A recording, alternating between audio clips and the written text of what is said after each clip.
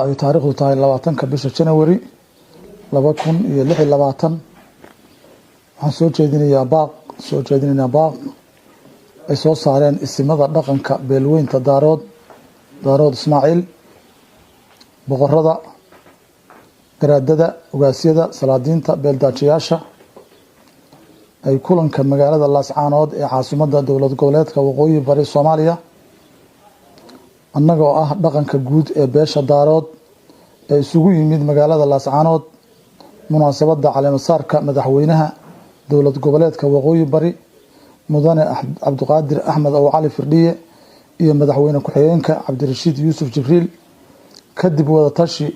iyo falanqeyn dheer ee aan ka yeelanay xaaladaha dalku wajahayo waxaan madaxda iyo shacabka Soomaaliyeed u soo jeedinaynaa baaqan hoos ku qoran waxaan bogaadinaynaa sida sharafta iyo milgada leh ee ay madaxda iyo shacabka Waqooyi Bari u soo dhaweeyeen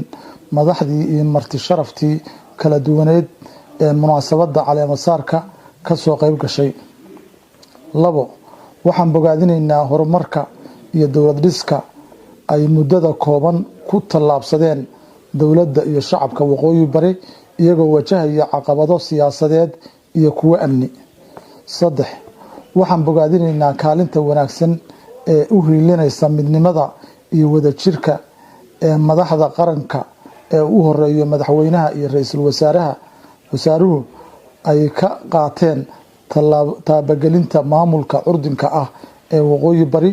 isla markaana waxaan dowladda ugu baaqaynaa xoojinta iyo garab istaagga maamulka Waqooyi Bari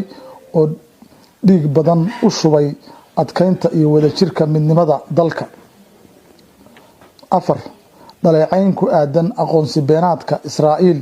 ee qayb ka mid ah gobolada Waqooyi Galbeed ee Somaliland waxaan si adag u cambaareynaa ugana soo horjeednaa tallaabo kasta oo Israa'iil ay ku sheegato aqoonsi ama taageero gooni-goosad gaar ahaan waxaa loogu yeero Somaliland maadaama ay ka hor imaanayso midnimada iyo wadajirka dastuuriga ah ee Jamhuuriyadda Federaalka Soomaaliya xadgudub ku tahay qawaaniinta iyo axdiyada midowga Afrika iyo kuwa caalamiga ah ee ilaalinaya madax-bannaanida dalalka hurinayso kala qaybsanaan iyo xasillooni darro siyaasadeed amni dhaqaale iyo mid bulsho iyo mid juqraafi siyaasadeed ku dhiirigelinayso argagixisada in ay xadgudubka Israa'iil u adeegsan doonaan danahooda gaarka ah si ay ugu xoojiyaan joogitaankooda dalka kuna sii wadaan daadinta dhiigga shacabka Soomaaliyeed.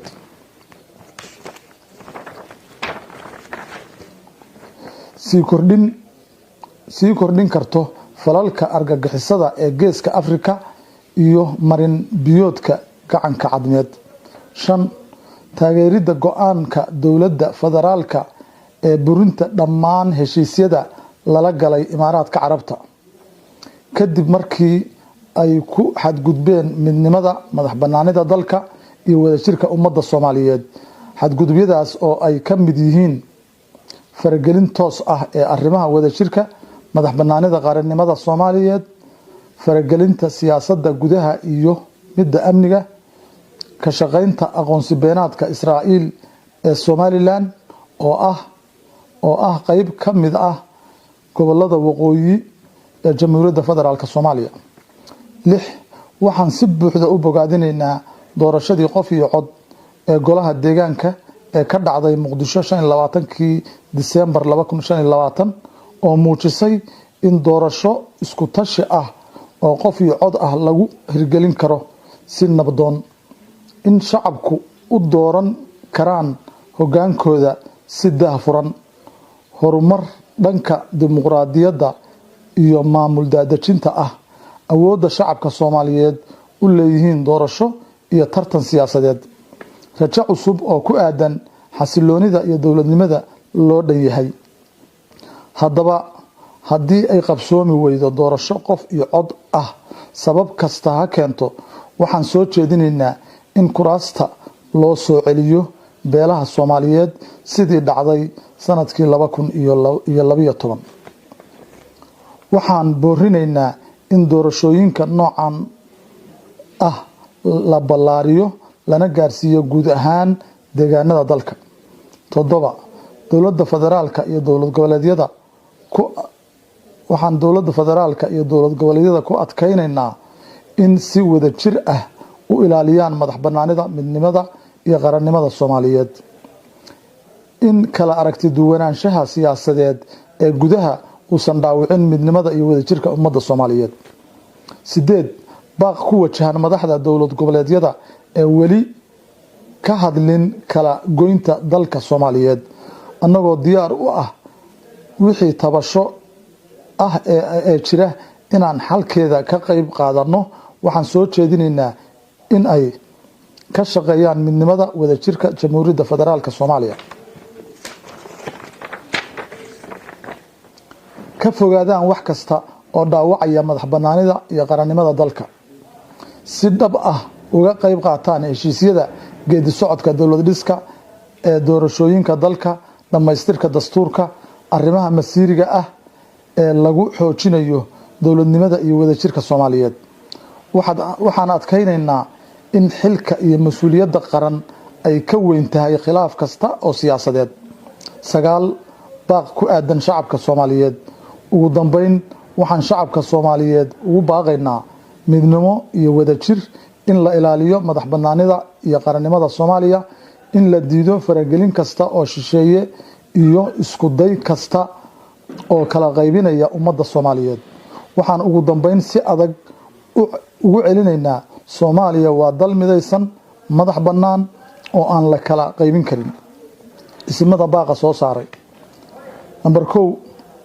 Boqor Burhaan Boqor Muuse, Ugaas Maxamed Ugaas Xaashi,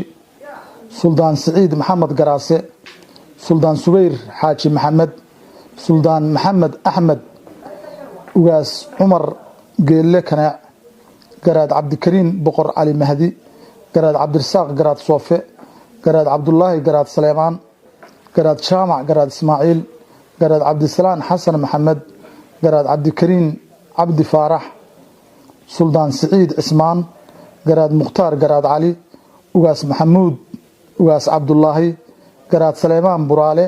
Suldaan Ciise Maxamed Ciise, Ugaas Cabdijaliil Cali Faarax, Suldaan Abshir Axmed Jibriil, Suldaan Khaalid Axmed Saalax, Suldaan Maxamed Jaamac Baruur, Ugaas Cabdiraxmaan Ugaas Khaliif, Suldaan Siciid Guuleed Sanyare, Suldaan Maxamed Boqor